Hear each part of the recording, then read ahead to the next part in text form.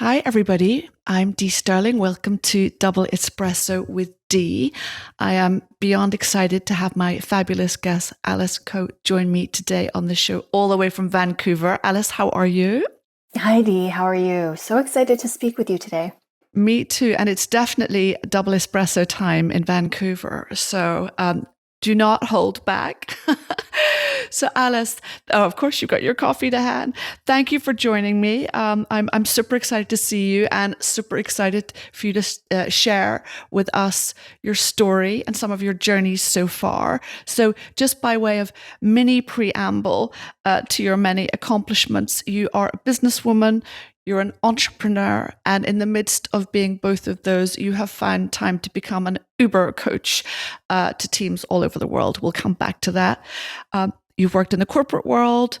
You subsequently took the entrepreneurial leap and launched a remote digital marketing agency, Pivot 6. What a wonderful name, with clients ranging from tech, finance, FMCG, and so forth. And you rapidly scaled that business. For the past 15 years, you have been also, whilst building businesses, working with teams across the globe in startups, in VC-backed, and also in major global conglomerates, helping grow talent, promote talent, and also, I guess, work on integrating teams that can perform better and so forth. So we're going to come back to that because I am all about the people, as are you, and I know there's a lot to discuss on that theme. Today, as well, you are the marketing and communications director of a VC-backed Series B tech business, which is scaling fast, and you're part of the senior team taking it to the next level. So how do you pack it all in, for starters? Focusing on health. At the end of the day, health is wealth, in my opinion. And I agree. If you're not properly grounded, if you don't have a really good stabilizing routine that sets you on a good path at the beginning of the day, none of the other stuff can happen. So for you, Alice, what does that look like? How does your day start? I wake up and I do some form of meditation, and it could actually be a form of deep breathing, Right. just to center myself, remind myself of my values, my vision, the intention for my life. And I always start off my day with movement, actually. I am a very high energy person, and I find that when I get my movement in and I get my endorphins flowing in the morning, the rest of my day just flows. Oh, I'm totally with you. And also if I don't do it, then it's harder and harder as the day goes on, right? So I think also, I didn't say this, someone else did. It could have been Aristotle, but we become our habits in the same way we become the company we keep. You know, these are really fundamental things about how we live our lives. So Alice, tell me about your early life, because obviously you live in North America, you've been in Vancouver for many years, but you have very interesting heritage with your family's Chinese origins. Talk us through that a little bit. And, now as an adult, looking back, how that's informed the person you've become, your interests in life, your lens on life, shall we say, and, the choices you've made. Wow, Dee, that's a really great question, and no one's ever asked me in that way before. So I really thank you for asking. Of course. I'll say my parents are Chinese immigrants to Canada. So right now I would like to acknowledge that I'm located in Vancouver, which is situated on the stolen, ancestral, and occupied lands of the Musqueam, Squamish, and Tsleil-Waututh nations. So in the 80s, yeah, thank you. My parents were born in China. They went through the Cultural Revolution separately, and they immigrated to Vancouver in the 80s. Dee, they were actually in an arranged marriage, which I think is so foreign to so many of us. They were in an arranged marriage for reasons that they had to be in. And because of that, I actually had a very complicated, conflicting childhood. Right. I didn't actually grow up in the happy-go-lucky rainbows and butterflies childhood that a lot of my friends did. But I actually think because of that, that's why I became so interested in people and relationships and communication and psychologically safe teams. as a part of my career because I didn't experience that when I was younger. So I Right. became, in a way, obsessed with that. So interesting. And what language did you speak at home, or do you speak with your family today? So right now I speak English. I also speak Cantonese, which is the dialect they speak in Hong Kong. Right. I also lived in Beijing, China for a little bit, so I speak a little bit of Mandarin. And I also lived in Medellin, Colombia, so I speak some Spanish as well. Oh my God, a real polyglot. I absolutely love that, Alex. I think as everybody needs to speak languages, it needs to learn languages. It's not just about the words. It's about the exchange. It's about the connections. It's about the idiom, which is also a metaphor for how different cultures live and how they operate and so forth. So Alice, coming back to today, obviously you've packed an awful lot in so far. I would love to discuss people and the role of people. And I would also love to discuss range. And if we start with people, I am tech mad. I love technology. I embrace technology. I'm super excited about today.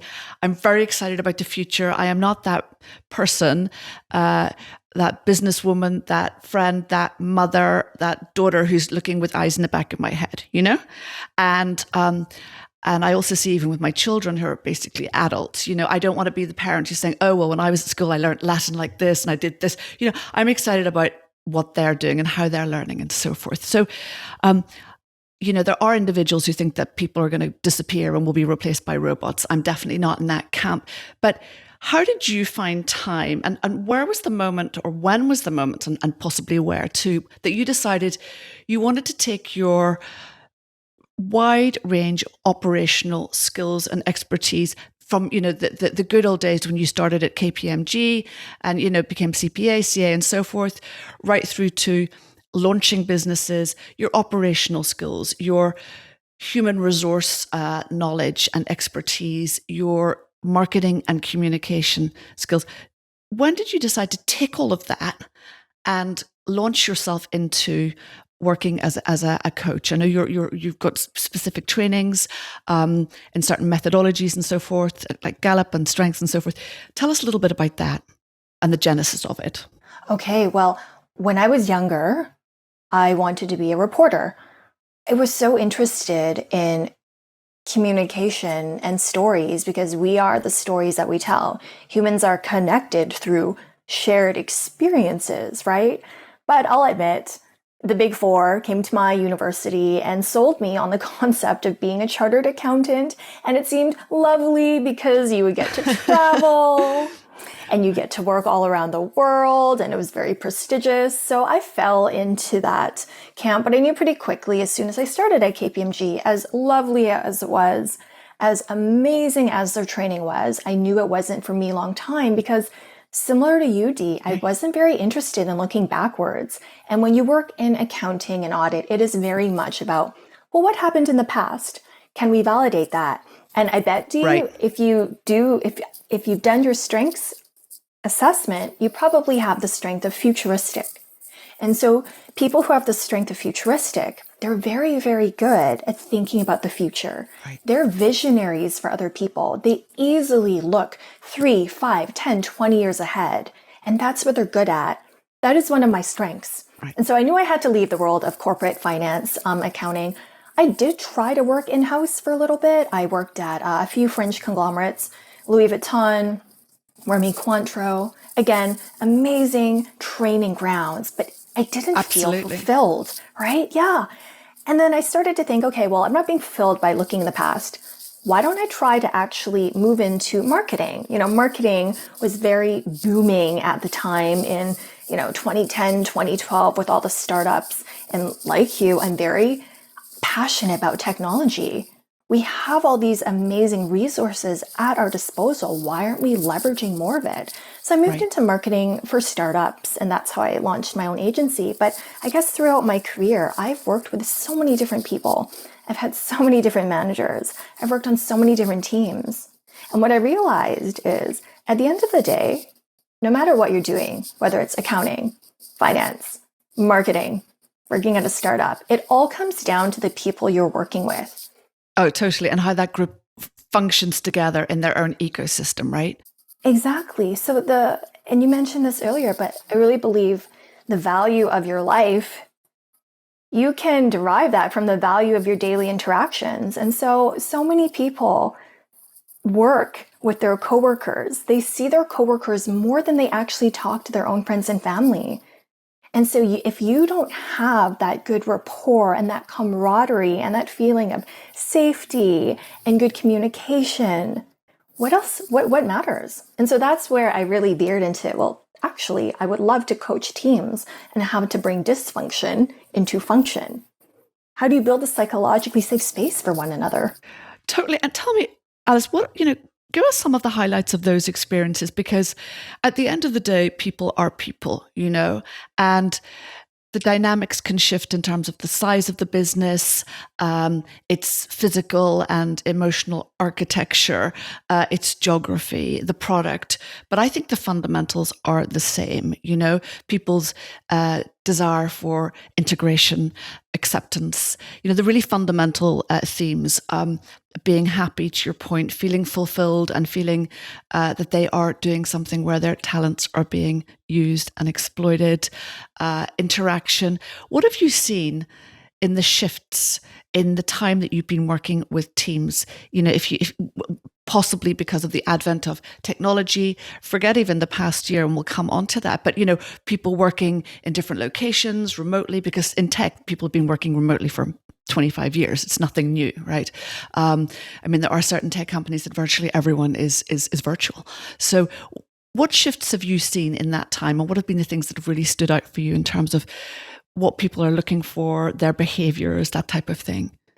This might sound a little cliche, but there's definitely been a shift in treating others like human beings. Right. 15 years ago, when I started my career at KPMG, there wasn't a focus on mental wellness. There wasn't a focus on the people aspect. Nobody really cared if you were burnt out. In fact, if you had to take an extra day off, you were probably looked down on, and you felt worried that you wouldn't progress in your career or get a good performance review. Right. The human aspect was lacking. And I think with the growth, especially of social media, right? So around, like I said, early 2010, when social media really started to become its own function in business. And then you had the rise in burnout, you had the rise in internet addiction. And then all of a sudden, people just started realizing, oh, there's probably more to work than just getting stuff done. There's more than the projects. There's more than transactions. There's also the people aspect. Because of the rise in social media, there was this increase in vulnerability. People started sharing their stories. I'm burnt out at work. I'm not fulfilled. I want to change my career. I don't know what I'm doing. I'm having a midlife crisis. There was just this rise in vulnerability. And so with that started to integrate into the workplace as well, I think, in the last few years.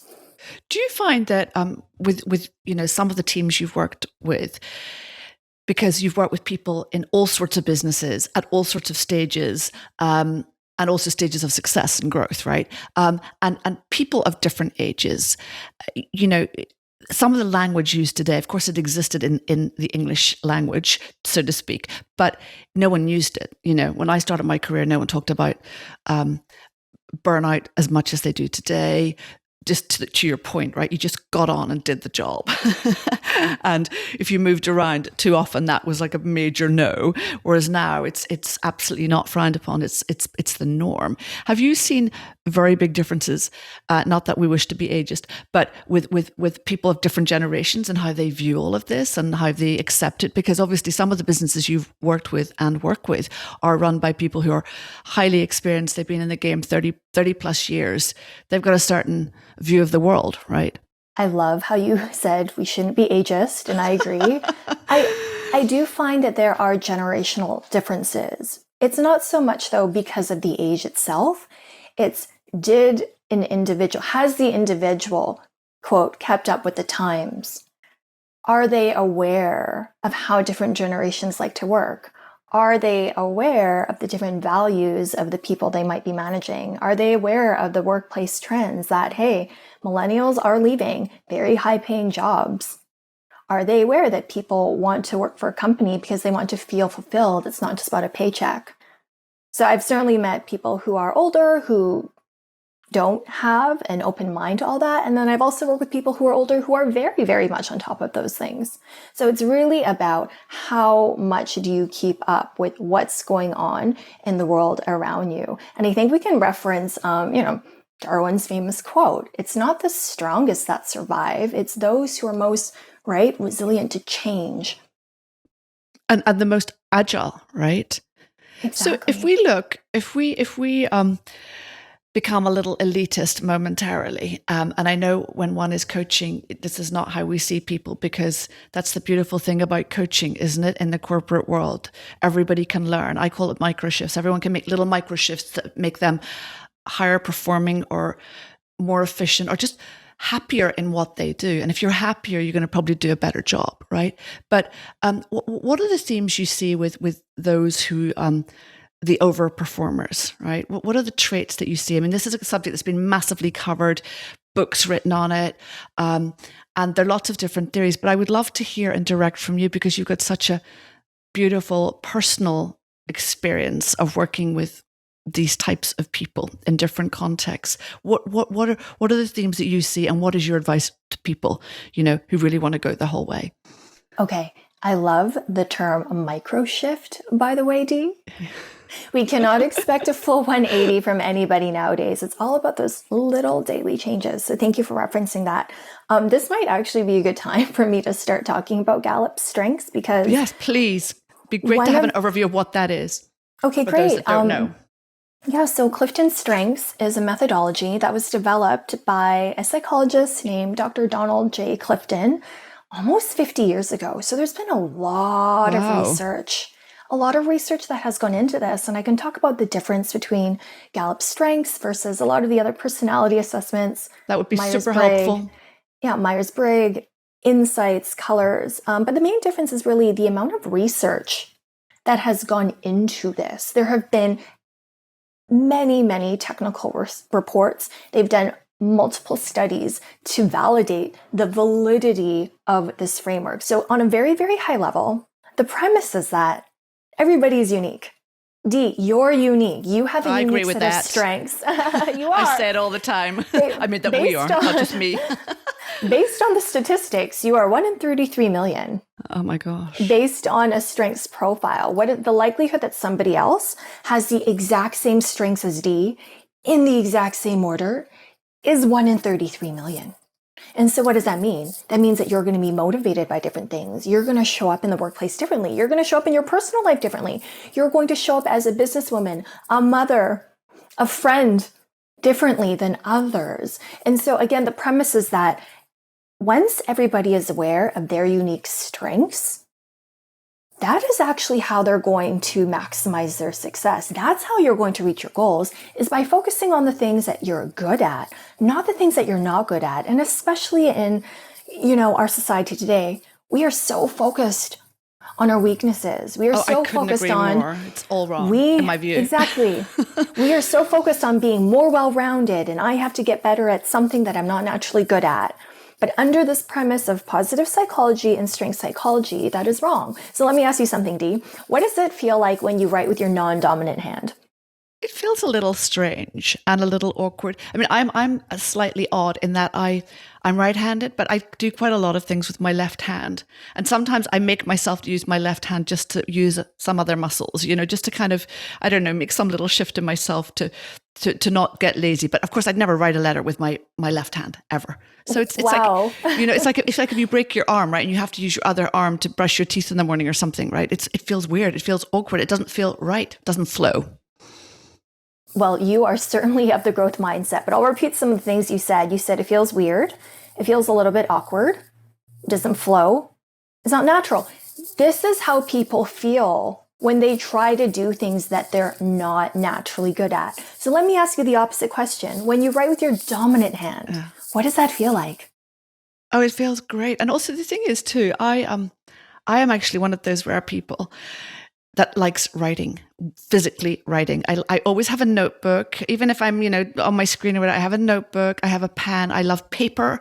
I love ink. I love fountain pens. All of that. There's a beauty to all of that to me, like I'll write a handwritten note. And sometimes people practically cry, send them a little note. And like, my God, the last time I got a note was like 45 years ago. Because we don't do that, There's something beautiful about that. I'm digressing slightly, but that act of writing something on a page. And I think, that's slightly coming back in. I'm seeing, a renaissance of paper and paper companies despite the trees. And I don't think it's going to harm the trees that much because so few people write. But it's a lovely thing to write, and to use the hand that I can write with. Do it properly, I guess, to answer your question. And listen to how excited you got when you thought about writing a letter with your dominant hand. I hear excitement. It feels more natural to you. So it probably feels the opposite of weird and awkward, right? Feels Totally. Natural. Yeah. And so here's the thing. Everybody has a set of natural strengths that they are naturally good at. Dee is naturally good at certain things. And when you focus on those strengths, that's how you're going to achieve success. This is how you have achieved everything you have, right? This is how you have launched a business. This is how you've launched a podcast, by leveraging your strengths. Okay, so there's 4 categories of strengths. The first category is strategic thinking. So these are strengths that come alive when you're processing information and making a decision. The second category is executing strengths. This is what we call getting stuff done strengths. The third category, relationship strengths. So these strengths come alive when you're interacting with other people. How do you relate to others? How do you communicate? How do you empathize with them?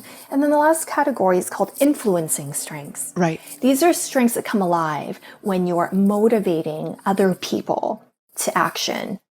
How do you inspire people? How do you get someone else to do something? So if we're going to talk about the overachiever, achiever is one of the 34 strengths identified under the executing talents. Right. And so people who have the achiever strength, tell me if this reminds you of yourself. So people who have achiever, they have strong work stamina. They love to finish things. They love to check things off on their to-do list. In fact, sometimes they even make a to-do list just to cross something off. They make to-do lists on the weekend.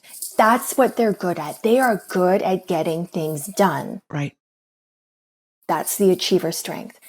With every strength, though, there's a blank spot, an Achilles heel. Right. When you're overusing your achiever, what it looks like is the burnout that we talked about. Right. High achievers sometimes don't know how to say no. They burn the midnight oil. They'll work even though it's impacting their health and their personal life in a negative way. That's what the achiever looks like on a bad day. We call that strengths on steroids.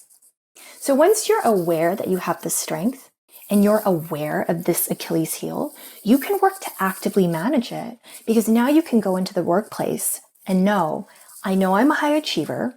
I know this is how I've been successful. And at the same time, I need to manage it. I need to make sure that I don't overwork. I need to make sure I don't take too much on. I need to set up a system. Yeah. So I can get back to equilibrium where my achiever strength is working in flow. It's working for me, not against me. Also, Alice, you're making me think of the point that, knowledge is power. And, people like you and I love learning, and we really put a big value against lifelong ongoing learning. And we will come back to this because I know you have some other interests that you explore, which are not superficial explorations either. But if you think about someone making a shift. So for example, your friend wants to run a marathon. You can do it with them. You can encourage them. You can't do it for them, right? And I think in business, a lot of the tension and a lot of the issues emerge from interactions, right? And how people interact. And, it's, what we might call egos in the room. It's, posturing. It can be insecurity or feeling threatened by peers or others in your work environment. What sort of counsel do you offer to those very high achievers who ultimately aren't necessarily empathetic? They're not really that interested in other people. They're smart enough to get the right team around them, but they're not that interested in who they are, what they are, or just over and above, transacting and helping them to scale and build. Because it's one thing saying to someone, you've got to be a bit more inclusive in every sense of the word to your people. You've got to be a little bit more sensitive. These just become words if people don't have the tools to actually shift their behavior, right? Yeah. So what is the learning, and how do those sorts of people learn? What are the tricks, if there were any, for them to lead from the front, but come across as real, authentic, and vulnerable leaders? That's a great question. If we stay on this achiever theme, people who have high achiever, that is one of the Achilles heels. They can become so focused on the work, on achieving the tasks, on meeting the revenue goals, of getting the next round of funding. Sometimes they forget about the people aspect of things. And one of the things that I've personally experienced when working with teams, what really sets off a light bulb in these high achievers is when they realize that they need other people to get stuff done. As we discussed, it's impossible for somebody to be good at everything. And we call this concept in strengths partnerships. Everybody needs a strengths partner because D is good at some things, Alice is good at other things, and together we need each other because one person cannot carry the entire weight of a group, of a team, of an organization. Yeah, and so you talked about how important awareness is. So once these achievers build that self-awareness of themselves, learn what their natural strengths are, learn what their Achilles heels are, and then they learn those of the people around them, they start to see, wow, I can actually start to achieve more. If I start to learn more about the people I'm working with, actually take the time to understand, well, how can we work better together? What complementary skill sets do we have? Totally. So it's really about building the self-awareness, building the awareness of their team, monitoring that in real life, and then starting to actively manage it by figuring out what partnerships they can build and actually realizing that when they work with others and when they start to care, they're actually going to achieve more. 100%. And did you, in your businesses or those businesses that you work with, use mechanisms such as reverse mentoring much, where, senior people can learn from more junior people across the ages, the generations, and so forth? I have not heard of that term reverse mentoring, but I really love it. Right. So this is something that we've been looking at in some of our businesses recently, where essentially, the graduates or the new hires or the younger generations might be a mentor for the CEO, who's probably more experienced if they're the CEO, or the head of finance, or, it's really across different age ranges so that people can learn from one another. Because I also think that's very important to our point about being plugged into the world around us, right? Knowing what's going on out there, as opposed to this is how we've always done it and will continue to operate in this way, right? You're also making me think, Alice, absolutely in your case, because you are incredibly accomplished and have such a range. And I love this word range. And in essence, some of the things that you've said have really resonated with me, because often we do, well, even from when we're kids, right? We talk about expertise and putting the hours in, and, you want to be good at piano, you've got to do piano every day after school or whatever it is, or be in the swim team every morning in the pool at 5:00, etc. from age of 6. There's a lot of forced specialism, I think, in the education system in the Western world, whether it's North America, whether it's Europe, whether it's the UK. And this expectation also very often of very young children that they can keep it up, they can keep it going, and that they just focus on that one thing. So in a way, if you're very good and then you become even better and show real talent in a skill, be it a sport or other, that can be very life affirming. Often it's not the case. We know that, the sad story is there's only one winner, at Wimbledon. And if you're in sport, you're in it to win. If you pursue it aggressively and you progress and so forth. But I'm a great believer in range and developing different skills by doing different things and exploring different activities. It could be sports, it could be learning different languages, it could be accumulating those skills over time, the way you have, or perhaps I have in slightly different contexts, and using those in each new situation. Tell me your views on that and what you see among the leaders that are the most accomplished that you deal with. First of all, Dee, I feel like you must have read the book Range by David Epstein. Well, I've read that too.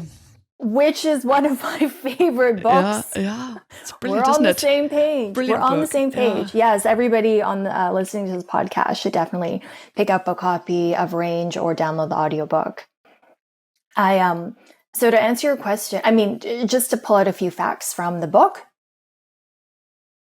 is all about why generalists succeed in the world over specialists, but we have been made to believe that specialization is where it's at, right? We talk about being a jack of all trades or a Jill of all trades and how that's not good.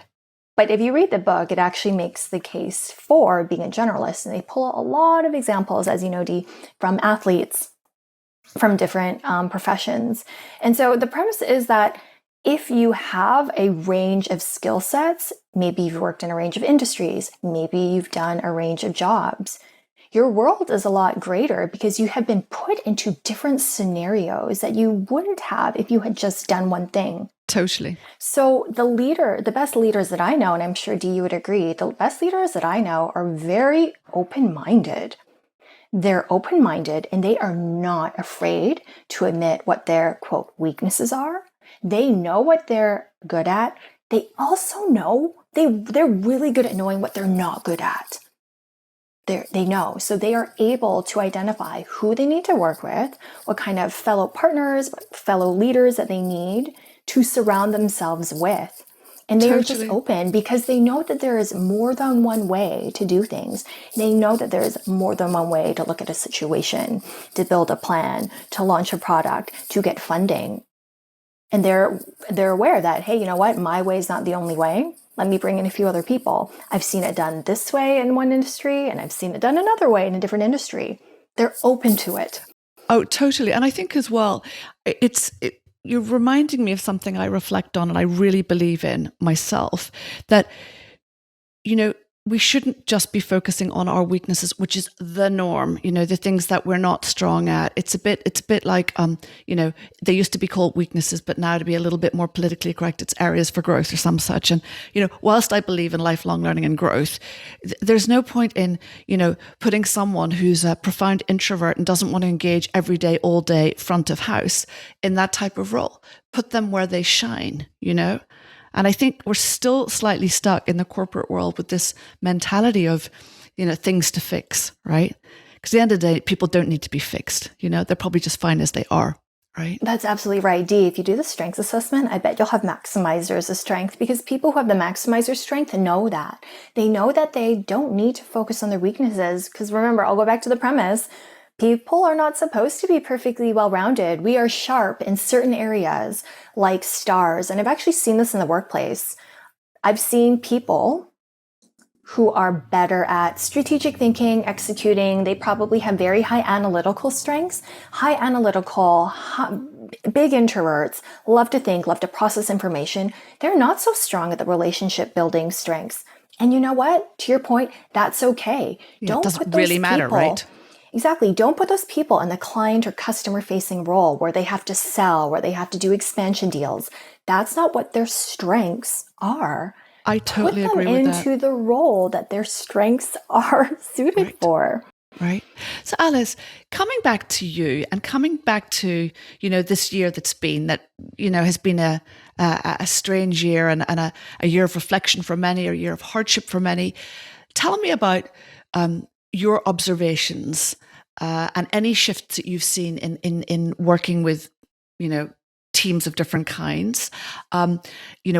What's changed, if anything notable? And then I'd love to talk a little bit about you and all your other interests that you somehow might find time to focus on. But let's start with this past year. Gallup just released a report called the 2021 State of the Global Workplace, and it's a free report. I recommend it to everybody. And the report is very comprehensive. It actually talks about the changes by country and region. Right. So it will talk about changes in Europe versus North America versus Asia and Africa. Anyways, across the globe, they found that obviously with the pandemic, and we talked about this earlier, the impact on mental wellness, and then therefore the impact on how engaged employees were, right? Without mental wellness, if employees are not feeling mentally well, not feeling healthy, how can they bring their best selves to work? They can't. It's impossible, right? They really, really can't. And so there was more of a focus on that. So you saw a lot of companies, more so in tech, I'd say, really shift even more. So for instance, the company that I'm at, Procurify, we went to a 4-day work week. Right. And that's a huge cost to the company, right?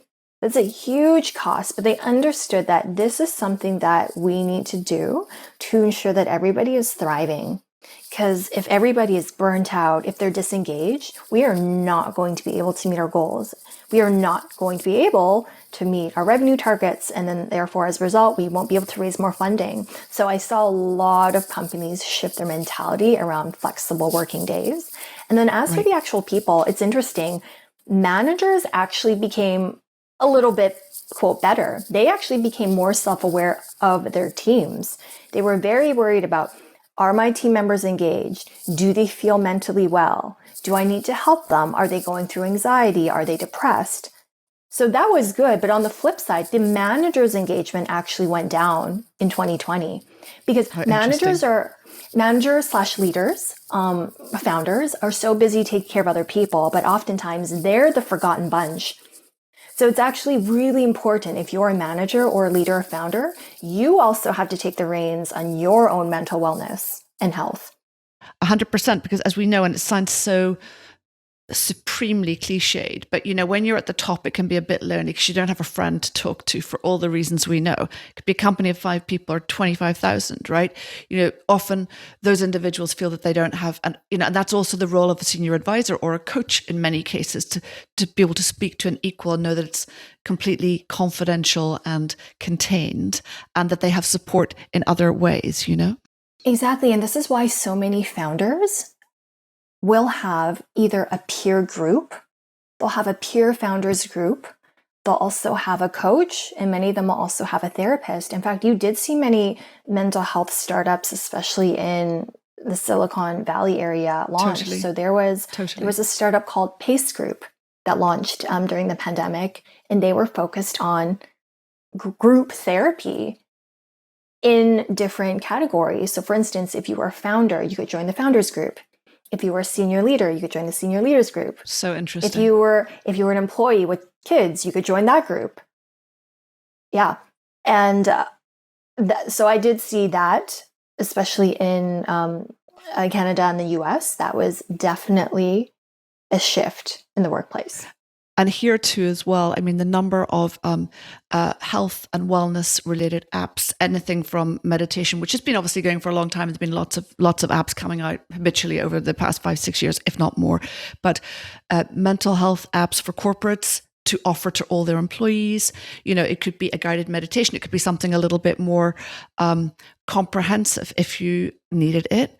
But Alice, coming back to you, you spent a lot of time running businesses, supporting others, back to your interests. So somehow or other, because you are a pioneering superwoman, you managed to fit in the time. Tell us about Colombia and, the other things that are on your radar. I know you're very interested in Bitcoin and blockchain, and you go out and you learn in a very in-depth way. Talk us through that part of your life. Okay. I'll start with Colombia, actually. I've been working, as you mentioned, most people who work in tech have been working remotely for quite a number of years. I started working remotely about 8 years ago, and this is really when I launched my remote agency, because Right. most of my clients were not in the same region that I was in. I was already working remotely. So from Vancouver, British Columbia, I realized that I actually don't need to stay here. And there was a thriving community of, we'll call them, quote, digital nomads. I don't really like that term, but at the time, there was a really big shift in the way that people were working. So you found these areas where people would go work remotely. They would live and work. It wasn't traveling. It was you would literally go somewhere, live and work. And so that's what I did 4 years ago. I selected Medellin, Colombia. And everybody always asks me, why did you select Medellin, Colombia? Why didn't you go to Bali? Why didn't you go to Mexico? Not exactly Why didn't you go to Europe? right? Exactly. And I'll share some things if people are thinking about working remotely. Yes, so one of the please. reasons was Medellin, Colombia was in the same time zone that I needed to work in. Very important. I needed to work in the Pacific or Eastern time zone, and Colombia met that criteria. Also, really good working internet. So based on my research, they had really good working internet. There was a community of other expats. So if I needed to speak English, that wouldn't have been a problem. The weather was fantastic. It's known as the eternal city of spring. And it also wasn't too far if I needed to get back home for any family emergencies. So those were all the factors that went into my decision. And so every winter, best time. How cold is it in Vancouver in the winter? Minus what? It actually barely gets to minus. So we operate in Celsius. So I'd say 0. Right. 0 is probably the coldest. Right. Not too cold. Exactly. I'm not really a winter person, unfortunately. Same. So every fall, winter, coming with you next year. You can come with me, Dee. We're going to go to South America. We'll bring Joanne. Be better for my. Yeah, we definitely bring Joanne. It will be better for my Spanish as well, which I need to perfect. Oh, perfecto. I actually did meet a few Brits there. So every fall, winter, I would go to Medellin, Colombia, spend about 4 to 6 months there. And I really, besides not physically being in Vancouver, nothing really shifted in my life because A, all my clients were remote anyway. B, I could still communicate with my friends and family because of this marvelous technology that we have. We could do Zoom calls, FaceTime calls, WhatsApp video calls. I was still able to keep in touch. And you were living your life, right? You were just living your life, working, but in a beautiful environment, great weather, and so forth. And exactly, and learning Spanish. And learning Spanish. I always wanted to do. Additional opportunity, right?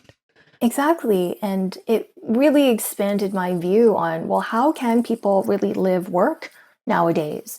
We don't need to be in an office. Of course, it's lovely to get the FaceTime with your team members and your clients from time to time, but is it really necessary? It got me thinking about that.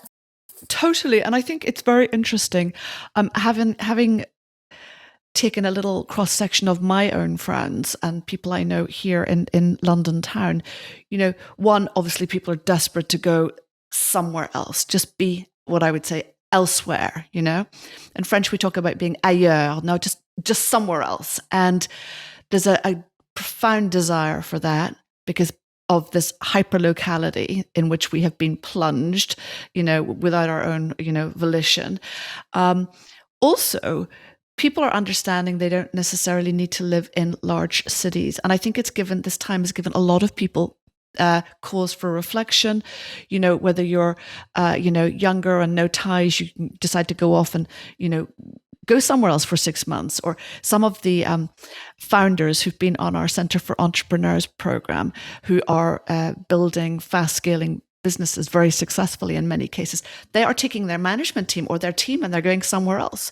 And pre-COVID, it was actually often more fun, more efficient and cheaper to take the team to Bali for 2 months in the winter than to stay in Shoreditch, I also think that we're going to see more of people doing a little bit what you're doing and maybe taking 2 months and going and basing themselves somewhere else. It could be Greece. It could be, where they get the benefits of the weather and another culture, but can operate and function and work along the lines that you talked about. So, Alice, couple more questions before we wrap. Tell us a little bit about your other interest, and I think one, it's very interesting to me personally, but I think sharing with all our listeners is a wonderful thing too, because often people feel overwhelmed. They've got their work, they're this or that. They don't have time. I always think, if you do more, you get more done as such. And if you learn more, it will somewhere have a relevance to what you are doing. I mean, I studied languages, as you know, much of which was around literature. That has saved me so many times in my life and also in my work life indirectly. It's had a use and performed a role, multiple roles, in fact. But tell us about your ongoing learning and the things you're passionate about and what that brings to the rest of your life. Oh, I think it is. I always say, always be learning, especially now. And I also add something. I think be very careful with the content that you consume. There is so much information out there. I think we would all agree, this is the time of information overload, right? Everybody has an opinion. Everybody has a story about a political situation, economics, COVID, anything. Be very discerning about where you want to learn from. And I'll say that. Such a good point, actually. Yeah, my preference right now, as somebody who's quite busy, and I'd be interested to hear what you use as well, but podcasts have really been my preferred way of learning, which is why I love your podcast. Thank you. Double Espresso with D. It's a really, I will say, efficient way to learn. You can speed up the audio if you'd like. You can save tracks. You can create a playlist. You can listen to your podcast while you're cleaning, while you're walking, while you're working out. Oh, totally. It's fantastic. And so, you use the time, right? Exactly. We're all so pressed for time. We don't realistically have that much time to read multiple books a week. And if you do, kudos to you. That's fantastic. But definitely lean on what tools and resources work for you. Mine is podcasts. I also am lucky to have friends who have very similar interests. And I think after learning something, it's really important to spark discussion, to actually discuss it. Because once you learn something, that's great. But if you can actually teach it to others, that's really where the learning is crystallized, right? In your brain. Oh, 100%. And so, for instance, right now, I'm really obsessed with the topic of philosophy. Moral philosophy, interestingly, because I was watching The Good Place on Netflix during the pandemic, and I just started thinking about, wow, there are so many different philosophers out there that I don't even know about. So let me listen to a few podcasts. Let me talk to a few friends about this. There's also podcast discussion groups. I love the one on Podyssey. There's also Podcast Brunch Club. I use my different WhatsApp groups to spark discussions with friends at any given time. That's fantastic, right? Yeah, so that would be my suggestion for the resources. And so as for what I'm learning right now, as I mentioned, moral philosophy, you mentioned Bitcoin, blockchain, digital currencies. With a finance background, I was really interested in blockchain when it emerged a few years ago. I can understand what a ledger is. I understand that it is a very complicated topic for a lot of people. And I think it's important to stay up to date with this. Oh, I couldn't agree more. A lot of companies are now accepting Bitcoin as a form of payment. In fact, I think the country of El Salvador has said we will accept Bitcoin everywhere. Stay up to date with what an NFT is. Even if you don't have time to deep dive, can you listen to a 15, 20-minute podcast on your commute? Right. So I couldn't agree more. So Alice, I could talk to you all day and look forward to having more time together soon. I definitely have to do the strengths assessment, and I'm super psyched about doing that. Gosh. I will send you an assessment, and then we can actually talk through your results if you'd like. I would love that. I am so excited. But just a couple of questions from me to wrap, which I always ask my guests. What's the best piece of advice you've been given in your life? Question one. I might cheat, and I might give several. Yes, of course. Even better. Pieces of advice. Somebody told me once, don't take advice from anybody unless you want their life. And I thought this was really interesting. And that's a really good one. We talked about all the different forms of content that's out there, right, Dee? So much. Yeah, overwhelming. A lot of it's rubbish. Exactly. Everybody has an opinion. Everybody has an opinion on something. And at the end of the day, if you're going to take advice, think about whether you want that person's life. Do you respect how they live their life? Do they have the same values as you? So that really permeates into my... I love that one. It's so true. Because often just on, life. Because on that point, I was talking with one of my guests recently, Sahar, about when you have an idea, when you're in your head about doing something, it's best to keep it to yourself. And if you need advice, go to people who can give you very specific advice. It could be sector expertise. It could be operational expertise. I'm talking in business terms. Because if you go out and you start sounding people out, they can kill it for you straight away. And actually their advice may not be that great. They may not be the people to advise you, but they can be so discouraging. So I totally I'm with you on that one. So give us another one. Okay, exactly. Okay, I'll give another one. And I think this is really important for founders, anyone, any leader. True freedom is being disliked. And I'll tell you why. I think a lot of us are people pleasers. Yeah. We talked about being absolutely. Accommodators, overgivers, especially high achievers. You want everybody to like you. The reality is when you're a founder, when you're an entrepreneur, when you're a senior leader, you have to be okay with not getting everybody's approval. That's really how you know you're sticking to your values. You're not for everybody. Not everybody's going to love your product or your service or your idea or your opinions, and that's okay. And once we can accept that, isn't that true freedom? Oh, that to totally. Really not care what everybody thinks about you. Because of course, as we all know, as I always say to my kids when they want to listen to me, where the attention goes, the energy flows. And we automatically put our attention into the thing that's bothering us or the person that's bothered us or the person we think hasn't come on side in our board meeting or whatever it is, right?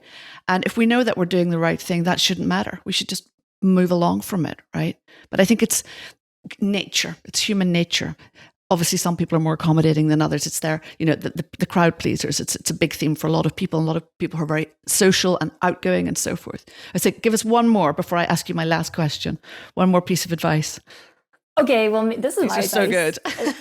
I'm cheating a little bit because this is my advice that I tell everybody. But clarity creates calm. Clarity creates calm. You're a lover of language, and language is D, and we talk about communication. Clarity creates calm, whether it's clarity for yourself, clarity for your team, clarity with your partner, clarity with your family. Just clarity creates calm. So whenever possible, don't be afraid to ask for clarity. Don't be afraid to provide clarity. Don't be afraid to be direct with what you're looking for, what you expect from other people. And I think as well, clarity de-stresses. I spoke on a panel recently, which was all about female wealth, with a starting point that, in this country, certainly only 3% of venture funding goes to female-backed businesses. And a lot of women, it's just an aberration in this time in which we live. It's totally unacceptable. And when you see the raw data, it's pretty astounding, and not in a good way, but also managing your wealth. And one of the things that, or whatever it looks like to you, whatever your income looks like in aggregate, and the whole theme of know your money will take the sting and the stress out of managing your money and building your money and making it work for you and so forth. So I totally support that point. So Alice, one final little question from me. If you could have, because this is all about coffee, of course, as well, which I love so much myself, who would you have coffee with? If you could have coffee with anyone, past or present, who might that be and why? I love Lin-Manuel Miranda. He is the creator of Hamilton. He's also the creator of In the Heights, which is going to launch this summer. And he explores a topic that I really love discussing, which is death. He explores this theme in most of his work, and he talks about legacy. He talks about the concept of time. What are you doing with your remaining time on Earth? What kind of legacy are you leaving? And I would just love to have a conversation with him about that. Well, maybe that can happen now that you've put it out there, right? Yeah, he has a really good episode on BBC's Desert Island Disc, if anyone wants to listen to that about Lin-Manuel Miranda. Which is wonderful, right? They get the best people. Absolutely. Listen, Alice, it's been such a joy to see you and be with you and to share with you. And thank you for sharing with all of us. And I can't wait for more very, very soon. Thank you so much, Dee. This is great. Thanks for listening to this episode of Double Espresso with Dee, with me, Dee Sterling. If you enjoyed it, I'd love you to review and subscribe to the podcast so we can share these amazing stories with others. I'd also love to connect with you, so feel free to contact me via Instagram DM at @DoubleEspresso. Until the next time, au revoir.